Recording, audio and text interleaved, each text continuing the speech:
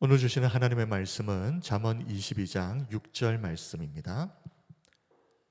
잠언 22장 6절 말씀 우리 함께 한 목소리로 하나님의 말씀을 봉독합니다. 시작. 마땅히 행할 길을 아이에게 가르치라. 그리하면 늙어도 그것을 떠나지 아니하리라. 아멘. 오늘은 어린이 주일을 맞아 전할 말씀 제목이 마땅히 행할 길을 아이에게 가르치라입니다. 마땅히 행할 길을 아이에게 가르치라. 잠언 22장 6절 마땅히 행할 길을 아이에게 가르치라. 그리하면 늙어도 그것을 떠나지 아니하리라. 이 말씀은 단순한 권유의 말씀이 아니죠. 이 세상 모든 부모들에게 반드시 지키라고 주신 하나님의 엄중한 명령입니다.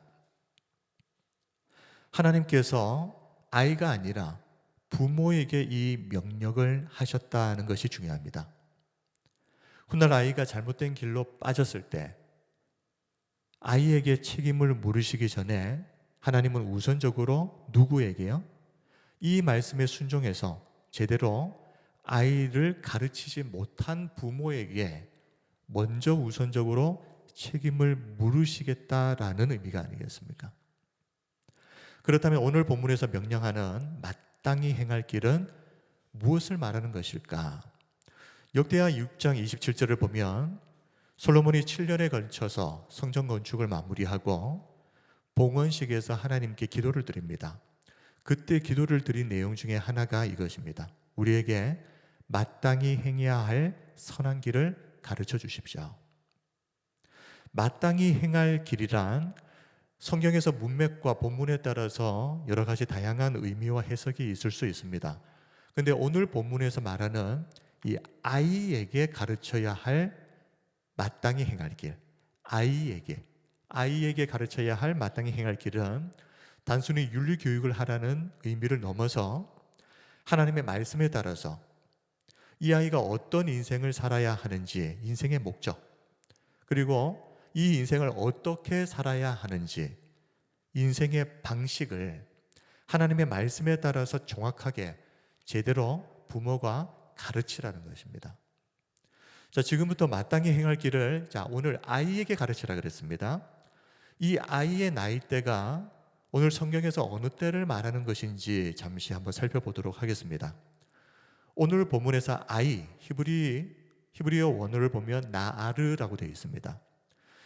자, 이 나아르라는 이 단어는 갓 태어난 아기 때부터 결혼 전에 청년기까지를 모두 아우르는 굉장히 넓은 나이의 범위를 이렇게 통칭하는 단어가 나으르입니다. 자, 예를 들어서 출애굽기 2장 6절을 보면 갈대 상자에 담긴 아기 모세 나으르라고 했습니다. 그리고 창세기 21장 12절에서 아브라함의 아들 이스마엘에게도 나르라는 단어를 사용했는데 이때 이스마엘의 나이가 이제 10대 소년이었습니다. 그리고 창세기 37장 2절을 보면 17세였던 요셉에게도 나르라는 단어를 사용했습니다. 자, 그것을 보면 이 나르, 아기의 때라는 것은 어린 갓난 아기 때부터 청년 시기까지를 다 포함하는 단어구나 하는 것을 우리가 알 수 있는 것이죠. 그런데 히브리어에는 아이의 구체적인 나이대를 뜻하는 다양한 단어가 사실 있습니다. 예를 들어서 옐레드, 갓 태어난 상태를 말합니다. 그리고 젖먹이 상태를 요네크라고 합니다. 젖을 떼고 밖에서 이제 뛰어놀기 시작하는 어린아이를 올렐이라고 합니다. 그리고 바후르는 힘이 넘치는 청년의 나이대를 말하는 것입니다. 이렇게 아이의 구체적인 나이대를 지칭하는 단어가 있는데도 불구하고 오늘 본문에서 나르라고 하는 이 단어를 선택한 이유가 있지 않겠습니까? 부모가 아이를 가르칠 때 어릴 때만 가르치는 것이 아닙니다. 이 아이가 성장해서 그리고 결혼해서 독립하기 전까지는 이 부모에게는 계속해서 이 아이에게 하나님의 말씀을 따라서 가르쳐야 할 책임이 있다는 것을 보여주는 것이 오늘 본문의 나아르라는 단어라고 생각합니다. 자, 나아르가 젖먹이 때부터 청년기까지를 다 포함한다고 했습니다. 그런데 이 나아르의 이 넓은 시기 중에서도 가장 중요한 시기가 언제인지 굳이 꼽으라면 저는 2세에서 3세의 어린 시기라고 말하고 싶습니다. 2세에서 3세의 아이들이 뭘 안다고 이때에 마땅히 행할 길을 가르치라고 하실까? 뭐 그런 생각이 드실지도 모르겠지만 이 시기는 이 아이들의 뇌세포 간의 연결망인 시냅스가 폭발적으로 생성되는 시기입니다. 그런데 더 중요한 게 있습니다. 아이들이 이렇게 시냅스가 폭발적으로 생성되는 이 시기에는 특징이 하나 있습니다. 눈으로 보고 귀로 듣는 것들을 논리적인 판단을 거치질 않습니다. 그냥 일단 무조건 다 받아들이고 봅니다. 2세에서 3세의 나이대에 아이들이 이렇다는 겁니다. 논리적인 판단을 해서 개별적으로 수용하는 것이 아니라 그냥 일단 다 받아들이고 봅니다. 존 로크가 이렇게 말했습니다. 어린아이의 마음은 기록되지 않은 백지와 같아서 처음으로 새겨진 것이 가장 깊고 오래 남는다. 삶의 기본값을 설정하는 이 중요한 시기에 처음으로 새겨진 것, 무엇이 가장 먼저 이 아이들의 마음에 주입이 되었는가, 이것에 따라서 이것들이 아이의 인생을 결정지을 수 있다는 말이겠죠.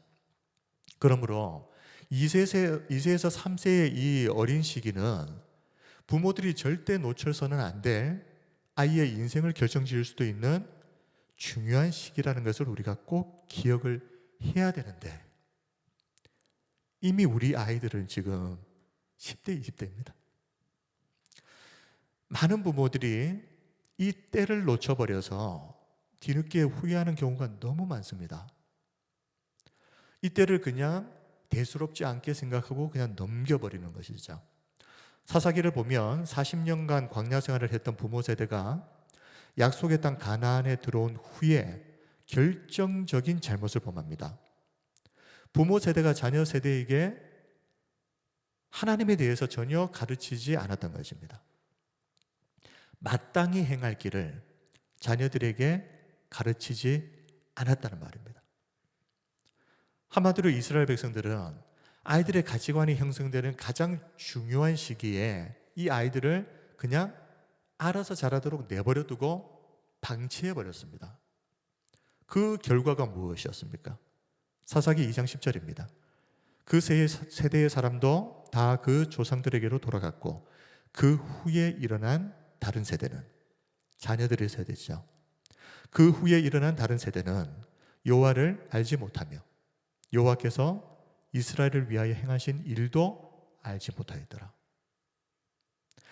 부모가 자녀들에게 하나님에 대해서 아무것도 가르치지 않았기 때문에 단 한 세대 만에 그들의 자녀들은 여호와를 알지도 못하고 여호와께서 이스라엘을 위해서 행하신 일도 알지 못하는 불신앙의 세대가 되어버렸습니다. 신명기 11장을 보면 사실 모세는 이스라엘 백성들이 가나안에 들어가기 전에 그들을 향해서, 그 부모들을 향해서 이렇게 신신당부해줬습니다. 너희의 자녀는 하나님이 어떤 분이신지, 하나님이 어떤 일을 행하셨는지 알지도 못하고 보지도 못한 세대들이다. 그러니 이전에 이미 그 하나님을 경험했던 부모들이 자녀들에게 하나님에 대해서 잘 가르쳐야 한다. 언제요? 가나안 땅에 들어가기 전에. 이 부모들에게 모세가 신신당부를 했습니다. 그런데 모세가 이렇게까지 했음에도 가나안에 들어간 이스라엘 백성들은 자녀들에게 하나님에 대해서 가르치지 않았습니다. 하나님이 어떤 분이신지, 하나님이 어떤 일을 행하셨는지 아무것도 가르치지 않았습니다.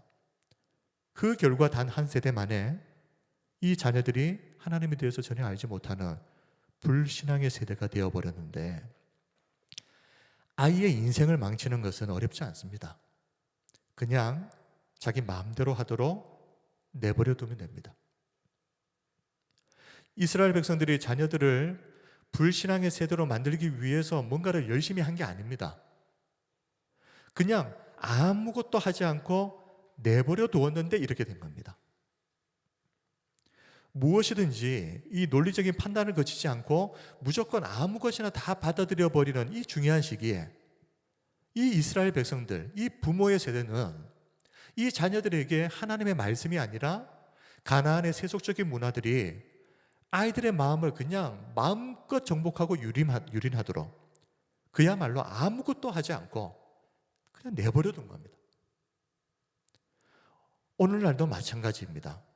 부모들이 자녀들에게 하나님의 말씀을 가르치지도 않고 아이들이 예배를 드리지 않아도 아무 말도 하지 않고 그냥 네가 알아서 하는 거지 하고 내버려 두면, 그러면 이 아이들은 사사시대의 이 자녀 세대들처럼 하나님이 어떤 분이신지, 내 인생의 목적이 무엇인지, 어떻게 살아야 하는지 아무것도 모르고 속수무책으로 세상의 가치관에 점령당해버리는 지독한 불신앙의 세대들이 될 수밖에 없습니다. 목회자 가정이라고 다르겠습니까? 사사시대 말기에 엘리 제사장을 보면 이 엘리는 두 아들 홈리와 비느하스가 하나님의 성전에서 수종도는 여인들과 동침을 하고 백성들이 하나님께 바친 제물을 갈고리를 가지고 와서 마음대로 건져가 버리는 이런 있을 수 없는 만행을 저질렀음에도 엘리 제사장은 이 두 아들을 그냥 방치해 버렸습니다. 내버려 뒀습니다. 그래서 결국 목회자 가정에서 불신자들보다도 못한 불량한 자녀가 나와버린 것입니다. 다시 말하지만 이 아이들은 저절로 알아서 자라는 것이 아닙니다. 전도서를 보면 모든 것에는 때가 있다 그랬습니다. 우리 아이들은 반드시 제 때에 이 때를 놓치지 않고 경건한 부모의 영적 지도를 잘 받으면서 자라야만 됩니다. 오늘 이 시간 우리는 부모로서 지금까지 이 아이들을 어떻게 양육해 왔는지 우리 자신들을 좀 잘 돌아보는 기회가 되었으면 좋겠습니다. 어린 시기에 아이를 제대로 가르치는 것이 중요한 이유 한 가지를 더 이야기하자면, 우리 아이들이 신앙생활을 잘 하면서도 성장하는 과정에서 신앙의 방황의 시기를 겪을 수 있습니다. 어릴 때 교회도 잘 다니고 말씀도 암송하고 그렇게 신앙생활 잘했던 아이들도 자라다 보면 이렇게 신앙의 방황의 시기를 겪을 수 있는데, 그러나 어릴 때 신앙교육을 잘 받은 아이들은 이 방황을 금방 마칩니다. 그리고 다시 신앙의 자리로 되돌아오는 강한 회기력을 가지게 됩니다. 잠언 22장 6절에 마땅히 행할 길을 아이에게 가르치라. 그리하면 늙어도 그것을 떠나지 아니하리라 그랬습니다. 우리 부모들이 자녀들이 어릴 때부터 성경도 읽히고 예배 생활을 잘 할 수 있도록 지도하는 것이 당장은 별것도 아닌 것처럼 보일 수도 있겠지만, 우리 아이들이 나이가 들면서 때로는 신앙의 방황의 시기를 겪을 때 이 어릴 때에 부모들이 시킨 이 신앙 교육이 아이들이 늙어서도 절대 신앙에서 떠나지 않게 하는 강력한 신앙의 동력이 된다는 것을 우리가 절대 잊어는 안 됩니다. 그리고 부모들은 아이들을 가르칠 때 이 아이들의 실수를 좀 너그럽게 용납해 주는 그런 부모가 되어야 될 것 같습니다. 처음부터 잘할 수는 없지 않겠습니까? 아이가 어리고 미숙할 때라면 더욱 그럴 것이고, 만약 아이가 실수를 할 때마다 부모에게 심한 야단을 맞는다면 이 아이는 앞으로는 다시는 시도조차 하지 않으려고 할 것입니다. 그래서 부모는 아이들이 실수할 때 야단을 치거나 책망하기보다는 야, 우리 애는 이렇게 실수를 하면서도 계속해서 도전하는 용기 있는 아이구나 하고 칭찬하고 격려해 줘야 됩니다. 교회도 마찬가지입니다. 교회도 아이들을 잘 용납해 주는 곳이어야 됩니다. 물론 아이들이 예배를 드리면서 집중도 잘 못하고 소란스러울 수도 있습니다. 요즘 아이들을 보면 예배 드리면서 한 10분 정도만 지나면 벌써부터 몸을 베베 꼬기 시작합니다. 그리고 가만히 있지를 못합니다. 그래서 누가복음 18장을 보면 예수님의 제자들이 시끄럽게 아이들을 데리고 나왔다고 그 부모들을 책망하는 일이 있었죠. 그러나 예수님은 오히려 제자들을 꾸짖으시면서 하나님의 나라가 이런 어린 아이들의 것이라고 말씀하셨습니다. 심지어 하나님의 나라를 이 어린아이들처럼 받들지 않는 사람은 결코 천국에 들어가지 못할 것이다 라고까지 말씀하셨습니다. 자, 무엇이 다릅니까? 제자들은 당장 도움도 안 되고 시끄럽기만 한 이 현재의 아이들의 모습만 봤습니다. 그러나 예수님은 미래입니다. 지금은 이런 모습이지만 장차 이 아이들이 자랐을 때 이 아이들에게 임할 미래의 하나님의 나라를 예수님은 이미 보고 계셨던 겁니다. 우리 부모들이 교회가 예수님처럼 장차 미래의 아이들에게 임할 위대한 하나님의 나라를 볼 수 있는 이 영적인 눈이 반드시 열리면 됩니다. 성경에 나오는 인물 중에 야곱이 그런 부모였습니다. 창세기 37장을 보면 당시 17세의 나이였던 요셉이 이 17세니까 아까 우리가 처음에 말했던 나르의 시기죠. 자, 이때 이 요셉이 해와 달과 11별이 자기에게 절을 하는 꿈을 꾸었습니다. 그런데 혼자만 그냥 알고 있으면 될 텐데 이 요셉이 처리 없이 분위기 파악 못하고 부모와 형제들 앞에서 내가 이런 꿈을 꾸었습니다 하고 이야기를 해버리죠. 자, 누가 보아도 이 꿈은 해와 달은 아버지 야곱과 어머니 라헬을 말하는 것이고 11별은 요셉의 형제들을 말하는 것입니다. 그런데 11별만이 아니라 해와 달도 요셉에게 절을 했다. 이 말은 아버지가 앞으로 아들 요셉에게 절을 하게 되는 그런 일이 벌어진다는 말이겠죠. 아버지 야곱이 그 꿈 이야기를 들으면서 기분이 좋았겠습니까?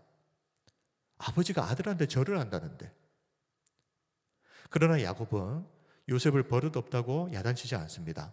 오히려 요셉이 했던 그 말을 귀담아 듣고 기억했다라고 성경은 말합니다. 창세기 37장 11절 그의 형들은 시기하되 그의 아버지는 그 말을 간직해 두었더라. 예수님께서 아이들을 바라보시며 미래에 그 아이들에게 임할 하나님의 나라를 바라보셨던 것처럼 야곱은 아들 요셉의 꿈 이야기를 들으면서 지금 현재가 아니라 미래의 장차 이 아들 요셉에게 임할 놀라운 하나님의 나라를 이 아버지 야곱이 보았던 겁니다. 요셉에게 이런 아버지가 있었다는 것이 참 얼마나 큰 복인가라는 생각이 들지 않습니까? 우리들도 자녀들에게 이런 부모가 되어야 하지 않을까? 어떤 부모입니까? 아이들에게 임할 미래의 하나님의 나라, 그 하나님의 영광을 지금 이 현재의 시간에서 볼 수 있는 부모. 지금은 아이들이 미약하고 미숙하지만 장차 이 아이들 안에 하나님께서 심어 놓으신 복음의 씨앗은 결국은 아름답게 자라 수많은 사람들이 머무는 큰 무성한 나무가 될 것입니다. 우리가 이것을 미래에 임하게 될 이 일을 미리 볼 수 있는 영적인 눈이 활짝 열리는 저와 우리 성도님들이 다 되시기를 바랍니다. 자, 오늘 아이의 때에 부모가 아이를 잘 가르쳐야 된다 그랬습니다. 그런데 또 어떤 면에서는 부모가 오히려 아이들에게 배워야 할 때도 너무 많습니다. 오병이어 사건 때 그 자리에 15,000명이 넘는 사람들이 있었습니다. 그리고 그 중에는 성인 남성만 5,000명이 있었습니다. 그런데 자기 도시락을 내어놓았던 사람은 단 한 명의 어린아이였습니다. 어른들은 본능적으로 무엇이 나에게 이익이 될 것인지에 대해서 계산하기 바쁩니다. 그러나 이 아이는 이해타산을 따지기보다는 정말 순수한 마음으로 다른 사람들을 위해서 망설임 없이 자신의 전부를 내어놓습니다. 어른들은 뭐 이런 작은 걸로 뭘 할 수 있겠어? 아직 너무 부족해.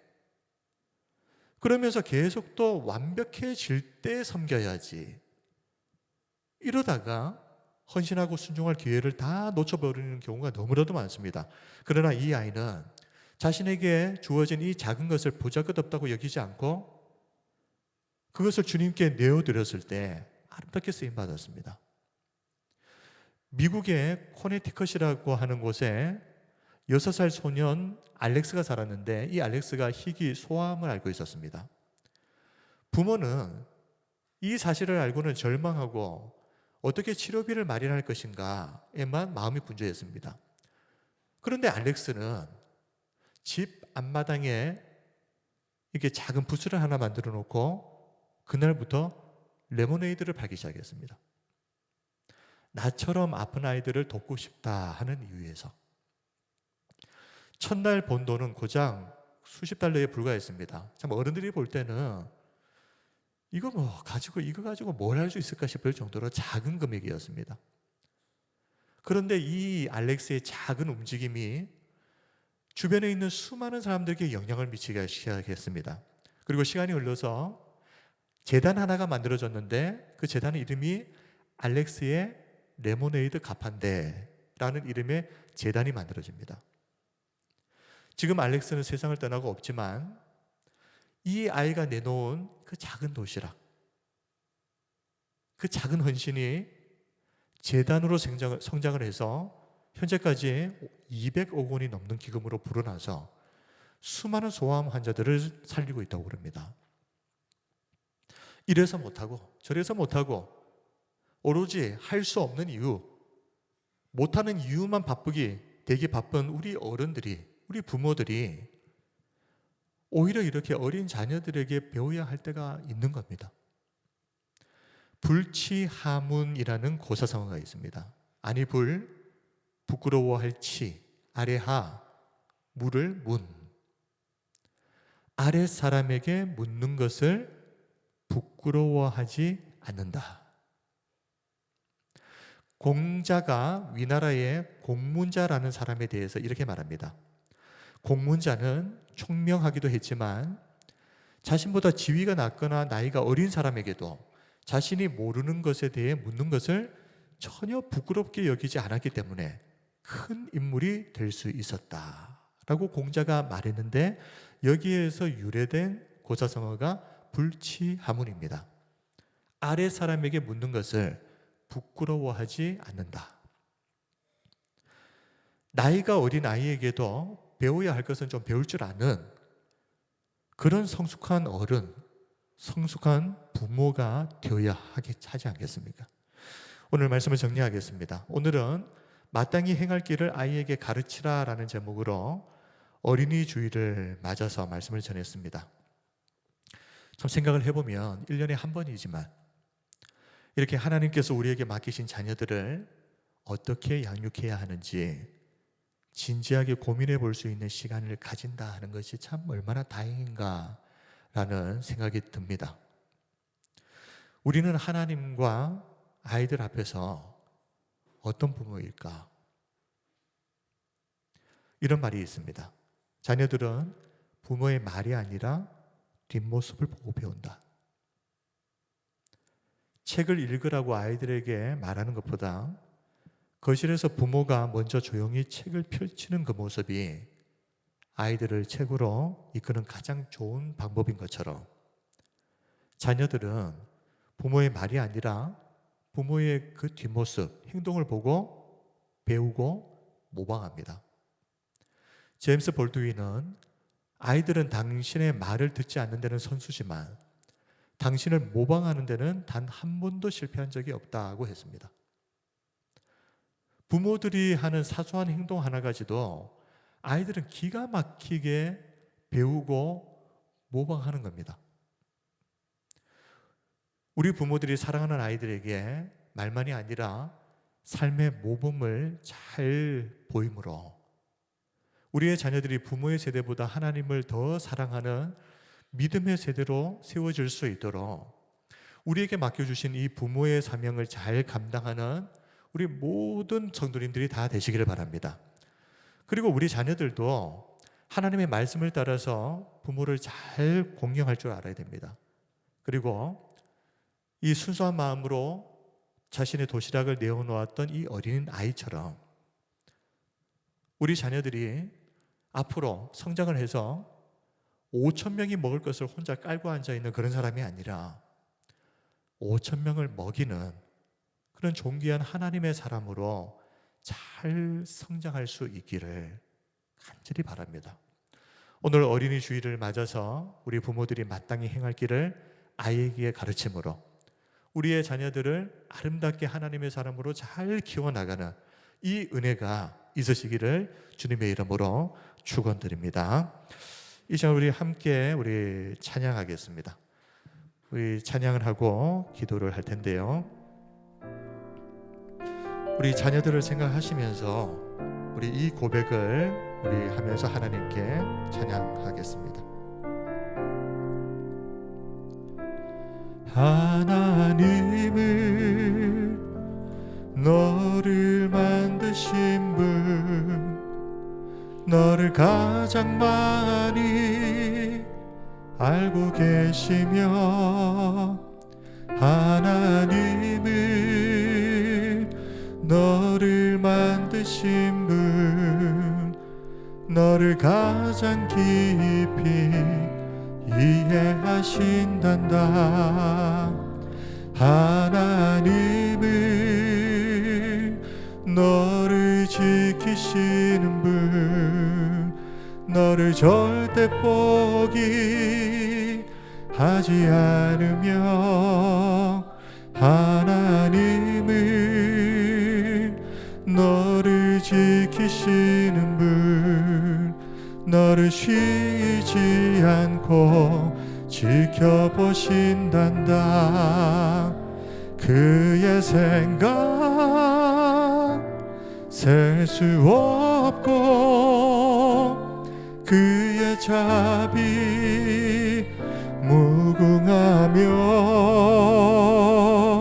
그의 성실 날마다 새롭고, 그의 사랑 끝이 없단다.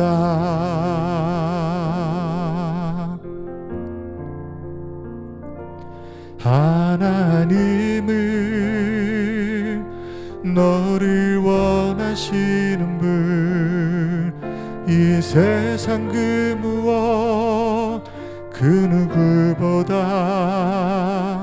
하나님을 너를 원하시는 분, 너와 같이 있고 싶어 하신단다. 하나님을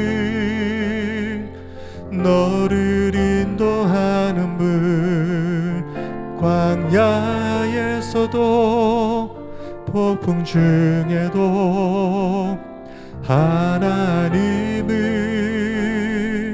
너를 인도하는 분, 푸른 초장으로 인도하신단다. 아멘. 그의 생각 셀 수 없고, 그의 자비 무궁하며, 그의 성실 날마다 새롭고, 그의 사랑 끝이 없단다. 그의 생각 셀 수 없고, 그의 자비 무궁하며, 그의 성실 날마다 새롭고, 그의 사랑 끝이 없단다. 그의 생각 셀 수 없고, 그의 자비 무궁하며, 그의 성실 날마다 새롭고, 그의 사랑 끝이 없단다. 그의 사랑 끝이 없단다. 그의 사랑 끝이 없단다.